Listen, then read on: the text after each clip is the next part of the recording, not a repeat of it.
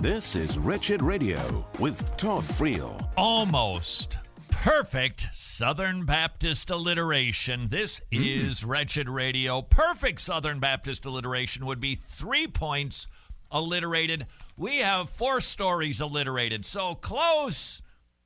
Not quite exactly Southern Baptist. The 4 S's of this particular segment are Starbucks, social justice, shoes, and Serena Williams. Gentlemen, do you have a preference as to which S we tackle first? Serena Williams.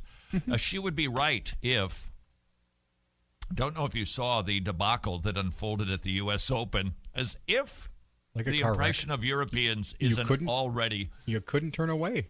That America, it was like watching a car accident. It was fascinating. She was upset, and there's all because the judge thought that she was behaving poorly.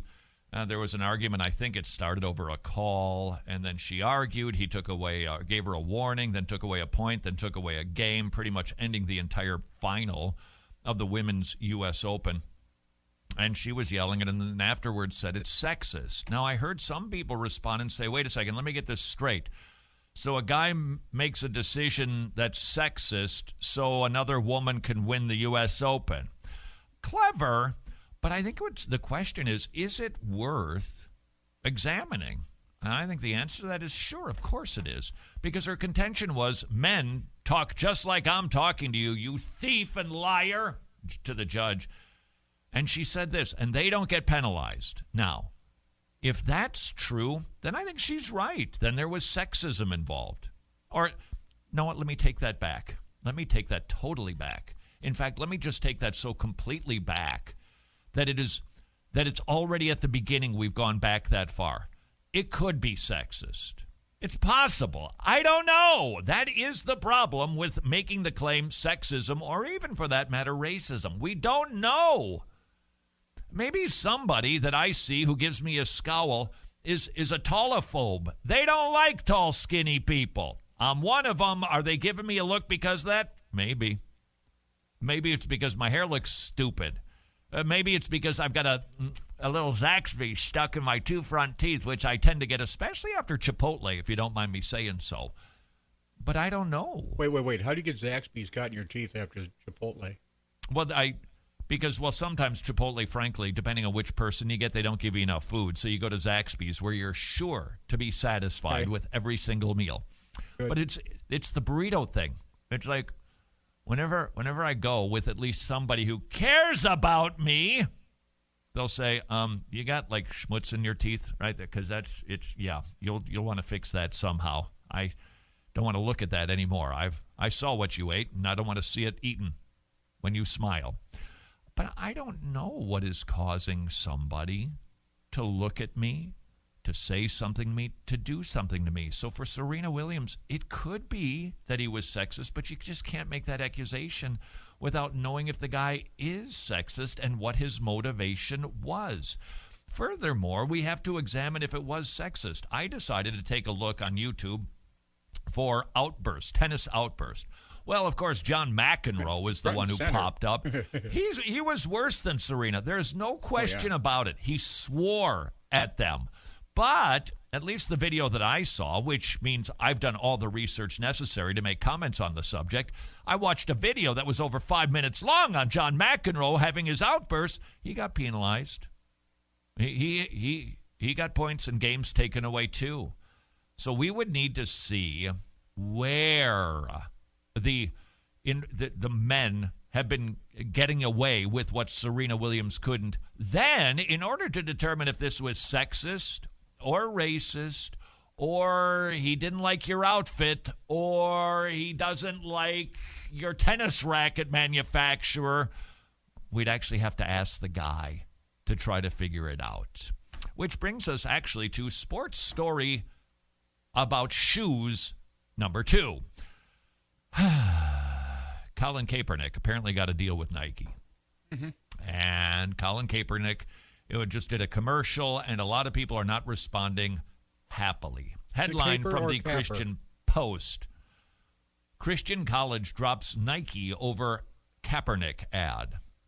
I'll just leave the school out. They're in Missouri. has announced that its athletic teams will no longer wear Nike products in response to the company's decision to make him one of the faces of its 30th anniversary Just Do It campaign. In the new ad campaign, we believe Nike executives are promoting an attitude of division and disrespect toward America. Well, what does this have to do with being a Christian college? I'm not sure. It's the church's job to be defending the reputation of America. Not sure I can find a verse for that exactly. Doesn't seem to be our marching order. In fact, the more I think about it, and it's well worth pondering, Paul could have encouraged revolution in the first century. Could have done it. The church grew like wildfire. And he could have started to organize meetings and rallies to defend Israel and to make Israel great again, but he didn't do it. He didn't subvert institutions.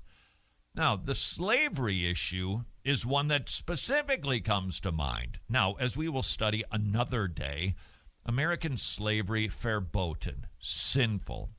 Can there be other forms of quote-unquote slave arrangements that are not sinful? Well, sure, because it depends on how you define slavery. The Bible's got to guide us on these things. So it's an anachronistic failure when we say that American slavery is what slavery has always been and always will be. No, there's other types throughout history, and we do need to study that to understand what is right and what is wrong, what is sinful and what is not. But American slavery, absolutely sinful. There's no question about it. Now, what about first century slavery? A debate for another time, but note that Paul didn't say, all right, Philemon, when Onesimus comes back, set him free, and he didn't encourage Onesimus to come back and subvert the authority of his master. He told him to be a great slave, working as unto the Lord, which is what he also says in Ephesians chapter 6, when he gives rules to slaves. Be a good, hard-working Christian, whatever your context is. I just don't see it being the church's assignment to overthrow a shoe company or to undermine a shoe company or to strong-arm a shoe company into not running a Colin Kaepernick ad because we think that it disrespects America, nor that it even disrespects the military, for whom I have a great sense of appreciation. Same thing with police. Guy, something kind of interesting happened. Not that you can judge everything by the number of Twitter likes or not, but I did find it fascinating. Last week, I sent out a series of tweets on police, and what a magnificent job that overall I think the vast majority, the overwhelming majority of them do. Didn't get a whole lot of likes. Got some. Didn't get a whole lot of likes.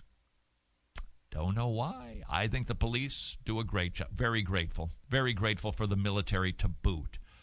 But even if a shoe company is disrespecting the military, I have to ask myself the question, what's my job? What's my role? And what are the potential pitfalls if I do go against Nike to try to get them to stop using Colin Kaepernick as a representative? Which brings us to Starbucks. Tony, this is actually a good news story right here. Our third S would be Starbucks kicks out ex-Muslims for wearing ex-Muslim T-shirt. Now, that sounds terrible, and it sounds really discriminatory. The good news is the CEO of Starbucks, whatever his name is, he's called for Starbucks to be shut down so that every single employee can get some training on how to treat people who are ex-Muslims and glad they are. What he's doing. Sorry, that's the world we live in. You're not believing me, are you? For good reason. Finally, social justice. The big statement came out about a week ago. It looks like over 6,000 people have signed it. Encourage you to go take a look at it.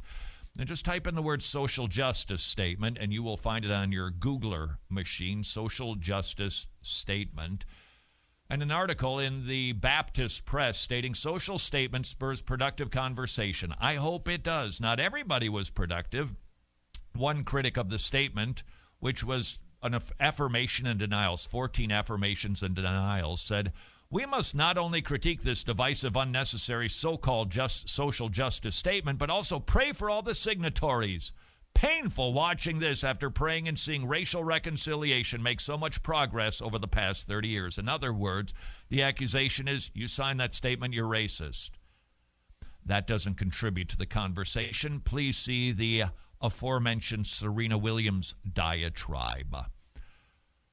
Now, this statement is indeed very helpful for the conversation. Let it begin. But let's do it, keeping in mind unity must be the goal here, not division. And once again, I'm going to say this, I don't know what it looks like, but we're going to have to figure out how to navigate these waters. I think sort of like paedo-baptism and believer's baptism. How are we going to get along with a fellow believer who disagrees with us on the issue of justice? To be continued until tomorrow. Go serve your king.